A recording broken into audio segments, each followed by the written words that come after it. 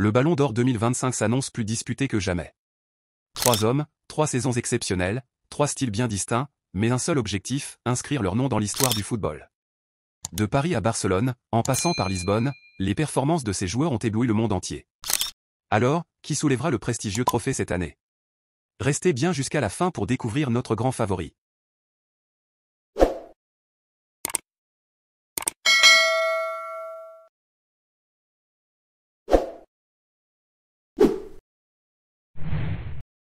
À la 3e place de notre classement, un joueur qui a fait taire toutes les critiques, Vitinha, le maestro portugais du Paris Saint-Germain. Lorsqu'il a rejoint le club en 2022 pour 40 millions d'euros, beaucoup ont douté. Trop frêle, pas assez influx, disait-on. Mais aujourd'hui, Vitinha est peut-être le meilleur investissement du PSG sous l'ère QSI. Sa saison 2024 à 2025 est tout simplement colossale. 67 matchs disputés, 8 buts, 8 passes décisives, mais bien plus que des chiffres, c'est sa maîtrise du tempo, sa vision du jeu et sa capacité à faire briller les autres qui impressionnent. Luka Modric, lui-même Ballon d'Or 2018, n'a pas hésité à le qualifier de meilleur milieu de terrain actuel. Rien que ça. Le point d'orgue de sa saison. La finale de la Ligue des Champions contre l'Inter. Une prestation de haut vol, ponctuée d'une passe décisive somptueuse pour Désiré Doué. Grâce à lui, le PSG soulève enfin la coupe aux grandes oreilles. Et ce n'était pas fini.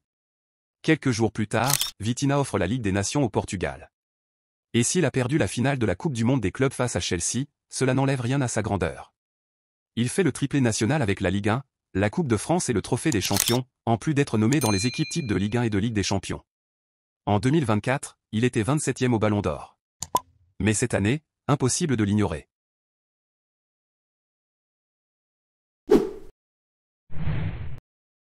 En 2e position, le joyau brut du FC Barcelone, Lamine Yamal. Il n'a que 17 ans, et pourtant, il joue comme un vétéran. Déjà 8e au Ballon d'Or 2024, l'Espagnol est bien parti pour devenir le plus jeune lauréat de l'histoire. Ses stats sont éloquentes, 62 matchs, 21 buts, 26 passes décisives. Mais au-delà des chiffres, c'est sa capacité à briller dans les grands matchs qui marque les esprits. Sa demi-finale retour contre l'Inter en Ligue des Champions restera gravée dans les mémoires. Et que dire de son doublé contre l'équipe de France en demi-finale de la Ligue des Nations? Une performance digne des plus grands. Il remporte avec le Barça la Liga, la Coupe du Roi, la Supercoupe d'Espagne, et termine finaliste de la Ligue des Nations 2025 avec l'Espagne. Cerise sur le gâteau, il est élu meilleur U23 d'Espagne, et figure aussi dans l'équipe type de la Ligue des Champions. Alors oui, ces trophées sont légèrement inférieurs à ceux de Dembélé, mais son influence, son aura, et surtout son âge jouent en sa faveur. Lamine Yamal est le futur du football, et peut-être déjà, le présent.